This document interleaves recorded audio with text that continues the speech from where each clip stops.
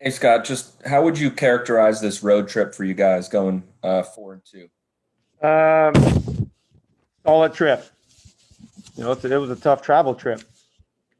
A lot of started off in Florida, ended up in California with a few other states in between. Um, Thought we played pretty solid. We could have, a play go our way and beat Tampa, but I thought we came out with a great disposition to finish strong. We talked about this morning in our meeting. We gave them hope throughout the game with our turnovers. But I thought it was a very good road trip, solid. And Brad was just on the broadcast in an interview and said that he feels like he's catching his rhythm. What have you seen from him lately in that regard? Yeah, I mean that's it. I mean we're gonna go when Brad plays well. We're tough to beat when we're healthy. We're healthy now. We just need to remain healthy and just keep this rhythm. Um, yeah, he's a shot maker all over the floor, and that's the fun thing about coaching Brad. I can put him in so many different opportunities or different ways to score, and he finds ways, and he helps his teammates find ways to score. But he's in a nice rhythm. But I mean, come on, let's face it, he's been in a pretty nice rhythm all year. When he has a bad game, I mean, all the great players have bad games, but he's been great. Ava. Hey, Scott, I think you guys are something like a game out of the play-in tournament now, and Brad also mentioned that on his interview. But I know your guys' mindset has kind of been pretty steady throughout the season. But for this team that's been through so much, what does it mean for you guys to now be fighting and in that position after just all that you've gone through this year and all the injuries and everything? I love it. I love the. I mean, it's definitely been a challenge, not only physically of what the players have been through, but mentally, it's been challenging. Get a rhythm and then something happens. Get another rhythm and then another setback. But that's life. You gotta get back up and keep charging forward and moving forward and not complain about what happened and take advantage of what is about to happen. And you keep that attitude in the right place, it always works out. Very rarely that it doesn't. But I like our toughness. All the adversity we go through, it's going to help us down the stretch. I mean, I know I follow the league, I follow the games, I watch all the games, league pass every night, and I know where we are. But we focus on 18 games left. We've had a nice stretch of games, but most importantly is focus on the Pelicans coming up. Fred. Hey Scott, Hey, not much Neto tonight. I'm wondering if you can explain why, and also, did you learn anything on a related note while Ish was out about your guard rotation that you're now implementing now that he's back? no, I mean, uh, going into the game, I didn't anticipate Neto only playing 4 minutes. Ish was in a nice rhythm. Um, he's going to play more. I mean, I was trying to figure out ways on the fly to get him in, but we had some nice rhythm going. He was going to go into the game early in the fourth quarter, but we extended the lead, I think, to 15. So I wanted to stay with that group. He's been great all year, and I'm not. He's like the last person I'm concerned with because his attitude's always been on point. He wants to play. He's super ultra. He's a fierce competitor, but he'll play more next game. Zach. Coach, it seems like Russ is really, getting to the rim and shooting less of the mid range outside of his little bank shot spot.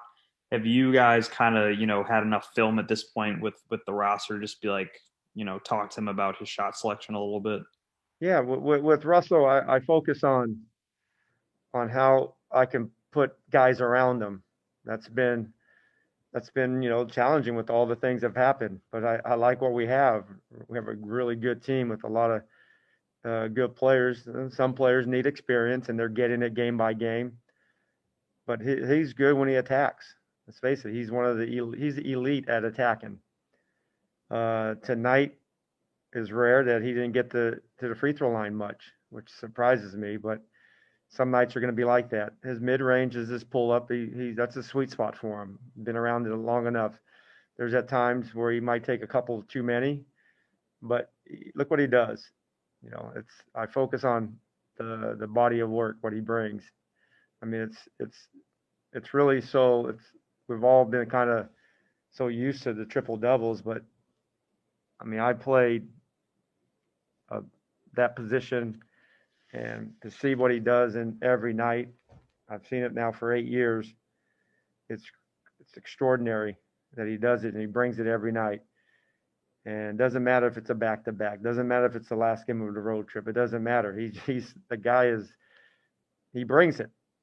And the people that criticize him because he takes too many mid-range, the analytics guys, they obviously don't know how to play the game, or don't understand the game as some of our guys see it. But I love how he plays. All right, a couple more here. Neil? Scott, how would you assess Deni's ability to move without the ball? It seemed like he had a lot of cuts today that helped him get success. Yeah, he's getting better. It's timing. Cutting. The best cutters have great timing.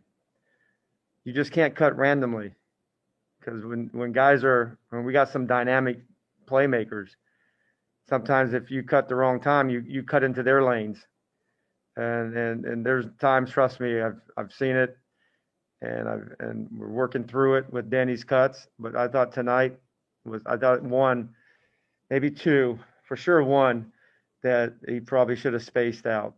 But he's going to be able to be doing both of them as he continues to develop his jump shot. But he's got good size. But I thought his cuts were good tonight. All right, we'll finish up with Penny. Hey, Coach. Also regarding to Deni, I wanted to know what is your thought about he's struggling from beyond the arc, and we're seeing some kind of a roller coaster from him, especially on the defensive side. Sometimes doesn't know maybe when to create the contact. What are your thoughts, and what are you telling him as a coach to do or not to do to adjust to the NBA game?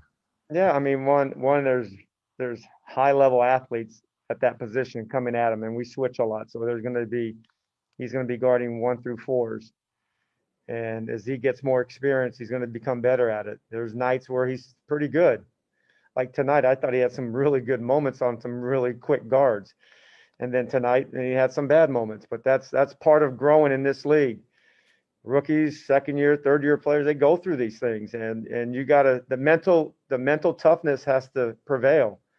And you can't get down on yourself game to game, because if you do, it becomes a roller coaster ride. And I've been down that road myself, and you got to just focus on just playing hard and doing what the coaches ask. And he does, he's not trying to get scored on. He's not trying to foul, but I thought he did better tonight. He has a big body, and he doesn't need to be handsy, and he gets a lot of his fouls by putting his hands up and putting the last minute touching the guy's arms, and let them shoot over his strong body. And then when he does, I thought he did that tonight like 4 or 5 times, and their guards couldn't score over him. But like I said with Deni, he's got to keep taking these minutes and getting better every night. All right, thanks, Coach. All right, you guys have a good night. You too. Hey, Deni, it looked like you had a lot of success moving without the basketball today, cutting, things like that. Scott was talking about, it's with your timing is getting better and things like that. How has that progressed for you in your rookie season? I think progressed really good. In the beginning of the season, I was kind of passive. I thought, get the ball like sometimes, but I was telling myself just to be more active. helping my teammates, be there to help Russ when he gets trapped, be there when Brad is penetrating and a lot of guys are on him. So for me to move without the ball, it helps also my teammates to release pressure and make the defense worry about me. So, I mean, just trying to stay active, get the ball, and be more efficient. So, yeah. Chase. Hey, Deni, you've been really positive throughout this season about what this team is capable of. Even when you guys are losing, saying that you guys are good. So, what's it been like to these last 5 games as you guys have sort of turned things around and had some positive momentum? I think we just know each other better. I think our chemistry is better from the beginning of the season. We play more together. We share the ball. We move the ball.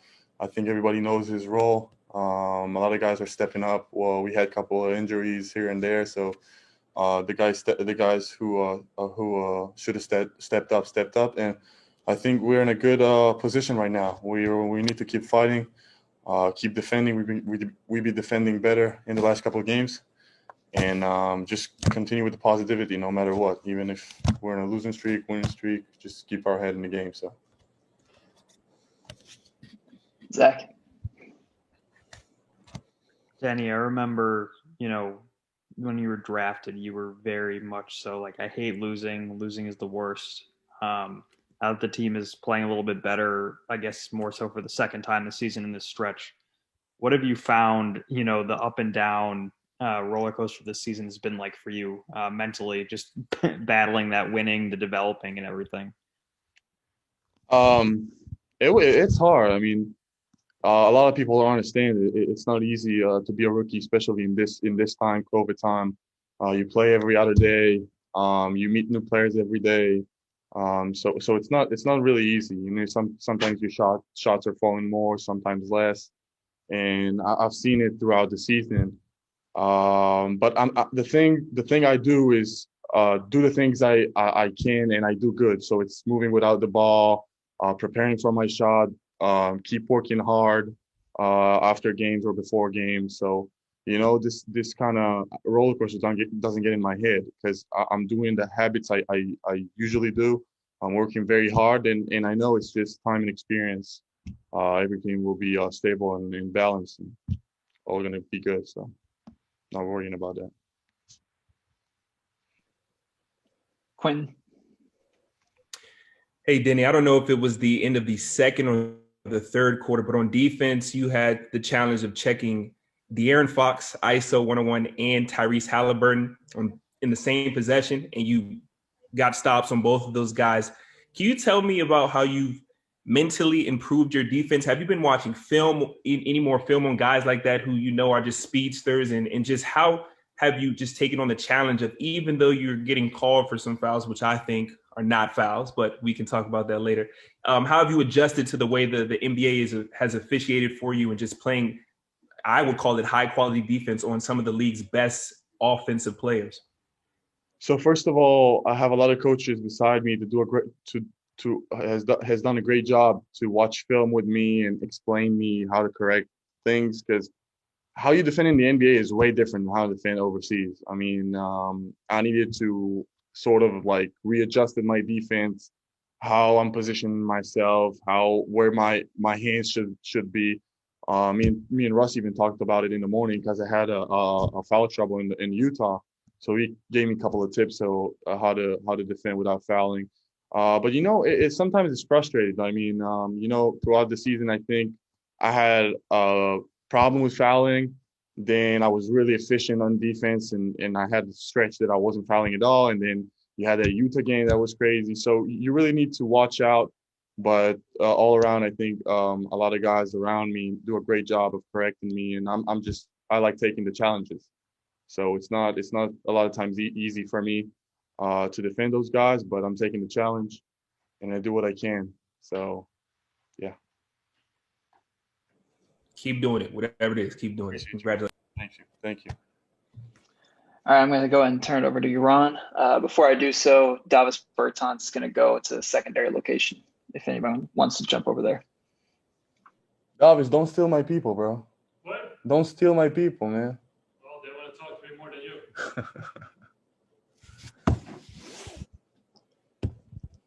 אהלן דני. הולך ירון.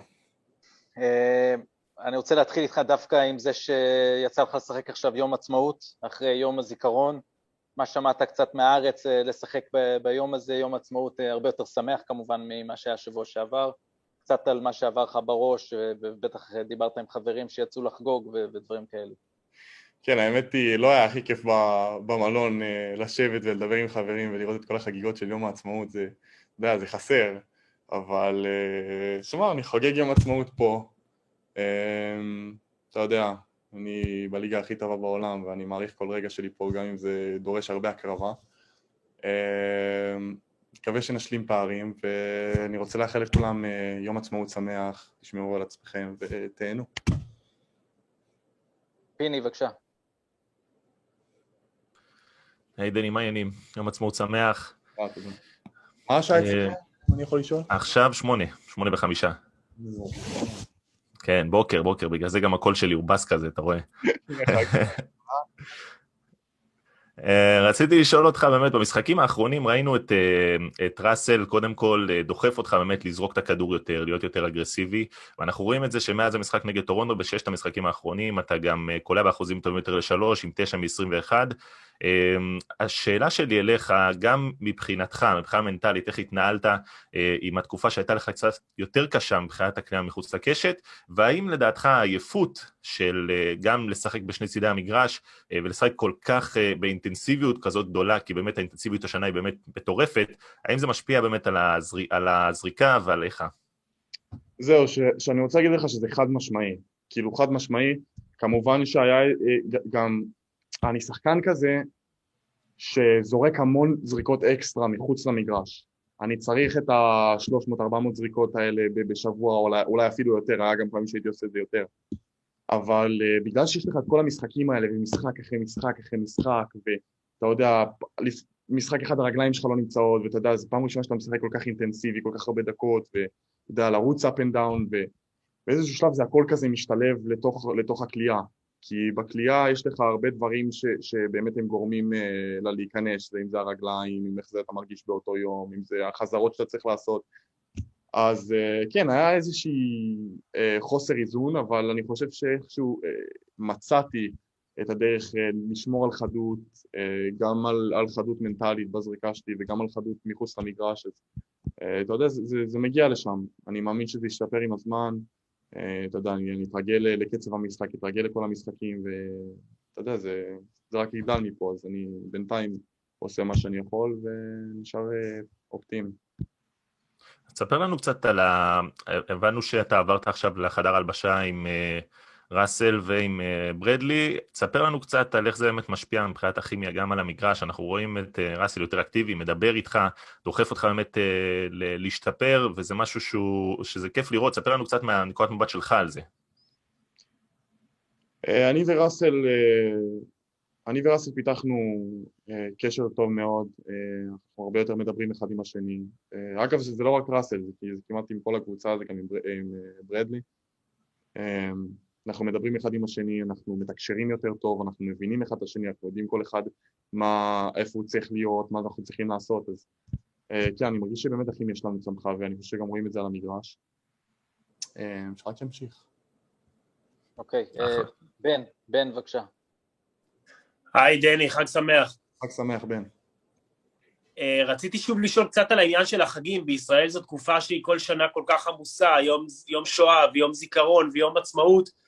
איך זה בשבילך לעבור את התקופה הזאת שם, וגם לשחק תוך כדי, להתאמן, לשחק ולחשוב על איך אתה צריך להתייחס לזה, אם בכלל במשחקים, אפרופו מה שראינו שבוע שעבר, כמה זה העסיק אותך בשבוע האחרון? לא קל. שתי מועדים מאוד מאוד עצובים בשבילי, והלב שלי לגמרי היה עם מדינת ישראל. למרות שאני לא נמצא, הלב שלי עדיין היה שם, עדיין עמדתי בצפירה בשני המקרים. ואתה יודע, לא פשוט, זה חסר, ואתה יודע, זאת העבודה שלי ואני מת עליה. ויש לי את הזכות לעשות את זה ולייצג את מדינת ישראל פה. אבל אתה יודע, מתרגלים. לא קל, מקריבים, לצורך המון הקרבה. אני יכול עוד שאלה, הקבוצה באמת מאוד לא יציבה, ובגלל שגם 10 קבוצות נכנסות בעצם, אפשר להגיד, לפלייאוף, אז ההבדל אחרי 2 משחקים טובים, פתאום כל הטבלה נראית אחרת. לאיפה אתה חושב שגם אתה באופן אישי וגם הקבוצה שואפים, והאם המטרה נשארת כל הזמן להיכנס לפלייאוף? תקשיב, דבר ראשון אנחנו שואפים הכי גבוה שיש, זאת אומרת שאנחנו לא נלחמים עכשיו על המקום של הפליין, אנחנו ההפך, אנחנו נלחמים, אתה יודע, להיות כמה שיותר גבוה בטבלה. מבחינתנו אנחנו נראים הרבה יותר טוב. אני מאוד מאוד אופטימי, אני חושב שאנחנו עוד נשתפר עם הזמן, ויש לנו הרבה מה לעבוד, אבל אני מאמין שיהיה בסדר. שי, בבקשה. ירון, אפשר להקליט? כן. תודה. דני, יום עצמאות שמח וברכות על הניצחון. תודה רבה. אתה מאמין שאם תיכנסו לפליין, אתם יכולים לעשות צרות בפלייאוף? תשמע, שמגיע הפלייאוף טיים, אתה אף פעם לא יודע, תמיד יש הפתעות. כאילו, מה זה הפתעות? תמיד יהיה לך משחקים בלתי צפויים, אתה לא יודע מי יכול לנצח בסדרה, זה באמת, זה משחק אחר לגמרי בפלייאוף, ואני מאמין יש לנו חבר'ה מאוד מנוסים שהיו בפלייאוף, שיודעים מה זה פלייאוף, ואתה יודע, אנחנו נקווה לעשות כמה שיותר צרות. תודה רבה. אני אסיים עם שאלה אחרונה, עשיתי פודקאסט היום אתמול עם עומרי כספי, דיברנו הרבה עליך כמובן, סיפר כמה הוא רוצה שתצליח, וכמה שאתם עדיין בקשר ושהוא משתדל לפעמים לדבר איתך דווקא בתקופות הפחות טובות, אתה יודע, שיהיה לך איזה חיוך. כמה אתה מעריך את הקשר עם עומרי עוד מהעונה שעברה? תשמע, אני לא צריך אפילו להגיד כמה אני מעריך את עומרי, גם שהוא היה שם לצידי בעונה שעברה, וגם כל השיחות שאנחנו מדברים, ואתה יודע, יש לי איזה מישהו כזה שמבין, שעבר את זה, שיודע על מה אני מדבר, שאני יכול כאילו, אתה יודע, איך נגיד את זה, להגיד את כל מה שיושב לי על הלב, והוא יבין את זה, והוא יעזור לי, ויגרום לי לחייך שוב, ויש לי הערכה רבה אליו. חוץ מזה, באמת, כל טוב. ודבר נוסף אחרון שהוא נגע בו, זה באמת העניין הזה של לשחק כשמדינה שלמה מאחוריך, גם בחגים הטעונים האלה, ושזה לחץ בלתי רגיל, זאת אומרת, זה לחץ שהוא מסוג אחר שאתה מכיר, כי זה פתאום לחץ עליך ברמה האישית, ומצד שני, אז יש בזה צד כאילו טיפה שלילי, אבל כמובן המון חיובי, שכולם בגב שלך. איך אתה רואה את זה? תשמע, יש שני צדדים. יש את הצד שכאילו אתה אוהב, שיש אנשים שרואים אותך, שתומכים בך, אתה יודע, שמגנים עליך אם צריך, וזה באמת כיף לראות שאנשים באמת מתעניינים ורוצים שאני אצליח, ובאמת זה באמת נותן לי בוסט גדול מאוד. מצד שני, אתה יודע, יש את הרצון הזה של הצלחה מיידית, וזה לא כזה פשוט, שנה ראשונה, ויש המון גורמים מסביב שאנשים לא רואים ולא מסתכלים ולא שומעים. היו לי כמה גם תקריות בוושינגטון שלא היו לי לא כל כך פשוטות, אבל אני אופטימי, אני עובד מאוד קשה, משתדל לחייך, וזהו, מנסה לייצא כמה שיותר בכבוד, ואתה יודע, מפה רק פורחים. יופי, תודה רבה. פיני, אתה רוצה עוד שאלה שם? אני רואה אותך עם היד. אוקיי, סבבה, תודה דני. חג שמח. חג שמח.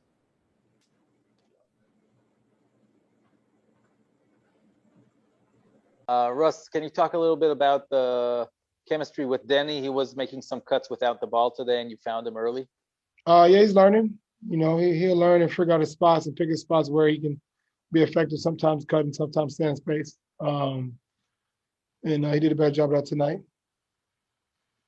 I think he also mentioned that you were talking to him about his foul trouble issues with, against the Jazz the other day. Like what how is that going? You being sort of a mentor to him. It's a process. My job is to make sure, good or bad, I encourage as much as I can and try to teach him things that I know about the game to help him better his game. Thanks a lot. Yep. Michael.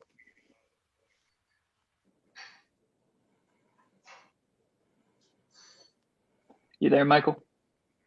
Michael ain't there. Michael's got his hand raised, but we'll go to Neil then. Hey, Russ. Obviously, the health of this team hasn't always been there this season, but you guys are healthy now. Where do you think that's helped and you guys been able to hit your stride now here? That's a big part of it, but we got to make sure we go and play, compete. We want to make sure that we go compete, and when we do that, we put ourselves in position to win in any game that we play in. Have you maybe found more success in making sure that the team is ready to go and compete every night recently? Yeah, especially when you win, you got to, stay consistent. This game is over. Get ready for the next one. All right. Anyone else? All right, Rose. Appreciate you. Yeah. Thank you, Rose.